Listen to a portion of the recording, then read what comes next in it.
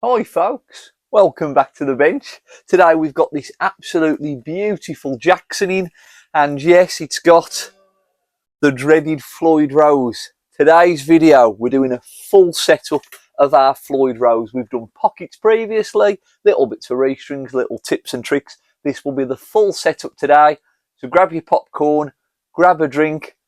I'll wait while you go to the toilet. I hope you washed your hands. Let's dive on in and get straight to it. Right then guys, first step will be our truss rod. As always, the first step is the most important. We need to ensure that we've got the correct curvature of the neck and the string can rotate thoroughly. This will give us the best chance of stopping any sort of string buzz. And we'll do this by first checking we're in tune. We're good to go. Let's have a look at the neck currently. We're going to show you two ways, one with some tools and one with our eyes. So let's get straight on into method one. Our first step will be to put our capo on the first fret. Can use a plectrum as well if that's all you've got at hand and don't have a capo. I'm going to use one of my feeler gauges here, and we are looking for 6th thou clearance. I'll put the measurements on the screen somewhere. 6th thou clearance, and we're going to be looking around about the 6th fret. So we basically press down our sort of 13th area, and I'm looking to see if we've got some clearance. We don't want the string, I'll make this happen, we don't want the string to be moving, we then won't have enough clearance. So let me put that under, and we're going for number 6. And that does look very good, looks a little bit close. I think we can adjust it very slightly. I'm going to show you our second method of doing this, and then we can start adjusting. So just repeating the steps from earlier, our capo is up over at number 1. I'm going to fret down the 13th fret here, and you'll just see that our string is bouncing very slightly. That's good, it means we've got enough clearance, but there's probably just a little bit more bounce there than we perhaps need. So we're going to make that adjustment now. Okay then guys, I'm just removing our locking nuts at the top, and this will then give us access to our strings, which we can just move and manipulate to make our truss rod adjustment. It's important to do this while the guitar's in tune, because we need to keep the tension equal across the neck. I'm going to make a truss rod adjustment now, and it's important to use the right Allen key for the job. Top tech tip, put some shrink wrap around the right Allen key. You'll never have to go hunting for 3 hours, and you can do the job straight away. Let's get straight in. So it just needs a slight adjustment, and then we're going to show you the impact that's had. I'm going to come probably a turn and a half. There's one. I felt that go very slightly. Let's try one more. And that there feels a little bit tighter. Let's get the strings repositioned, remeasure, and see if we're at the correct clearance. And there we can see we've still got our very slight bounce, and with our guide in situ, there's absolutely perfect clearance. We're not bouncing, and that is 6th thou here at the 6th fret. Okay then folks, truss rod is now done, which is wonderful. We can now concentrate on the more scary part, which is this bridge section. This controls our string height, it controls the intonation, it controls quite a lot of things. We're going to zoom in for a close-up, just explain the process of what's happening. We'll then do some tuning checks and intonation checks, and then we'll show you how we can adjust it. Very important step, so don't worry if you need to watch this 2 or 3 times. It took me a long time to get my head around these kind of things, but every little step is a step in the right direction. I'll get that up somewhere, it's very motivational. Come on in. So we've got here our Floyd Rose bridge, and we're going to just zoom in for a close-up. It's like Steven Spielberg's popped in for a cup of tea. I've now got my pointy tool as well for reference. Do apologise for any camera shakes. So we've got a few aspects to talk about here. Our top circle sections here are our fine tuners. So when we're tuning stability wise, we can dial in absolutely concrete tuning stability with our fine tuners. These posts here, and you can't see the other one the other side, is what raises and lowers our bridge section. So we'll be looking at that in just a moment. These tiny screws underneath our strings are how we release this mechanism here, and by pushing backwards and forwards, that's how we set our intonation.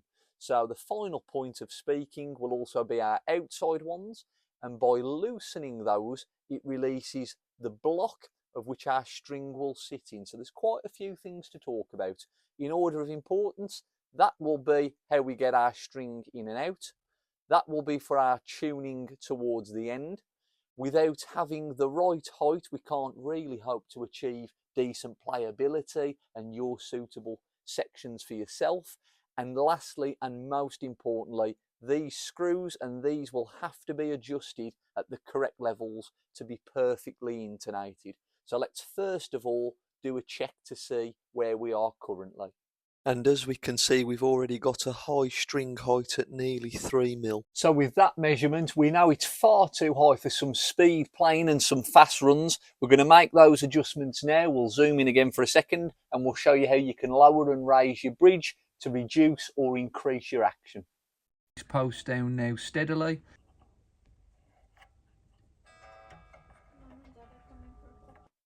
And with that done, we now have a reading of about 1.5, which is much easier to play. Let's check our intonation.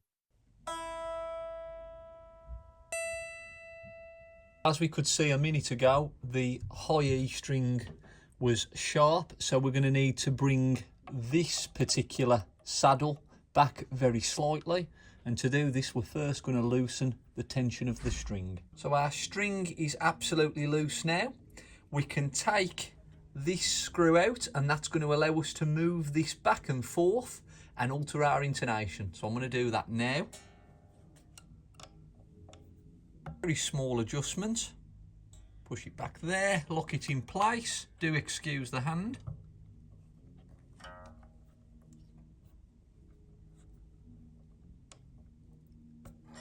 And let's see if that's made any difference.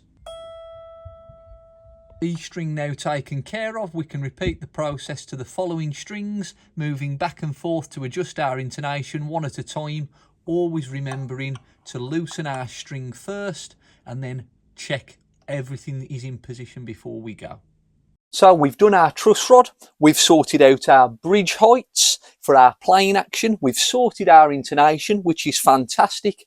The last step, and perhaps the most intricate step, it may be a step we don't need to do, will be our nut cutting section and how we're going to reduce at the bottom end. Let's have a look at that now. So nut heights on a Floyd Rose can be a bit tricky. Ordinarily, we can take material off here if we have a bone or a plastic nut. This as a unit, we can actually take the two screws out and remove, and we can either take material off underneath if it is that it's too high. We can also put a shim in if it's too low to lift it up. So we're going to do a few checks now to see where we are. Very, very intricate, this process. If needed, these can come out and make extra modifications. Fingers crossed when we check now the height of the string. If we've got the right clearance, we won't have to worry about it, but that can be a big job. Fingers crossed, we're going to be okay. That is absolutely perfect. And there we have it, folks. One Floyd Rose guitar all done. Wasn't too bad after all. We've certainly seen a lot worse than that. Hopefully it's given you a few ideas of what you can do and what you can check with your guitar, or if you're about to buy one, at least you've got some ideas of what may need to be done to get it set up. But once it's done, it'll play like a dream and you'll be better than ever. I hope everyone's still practicing.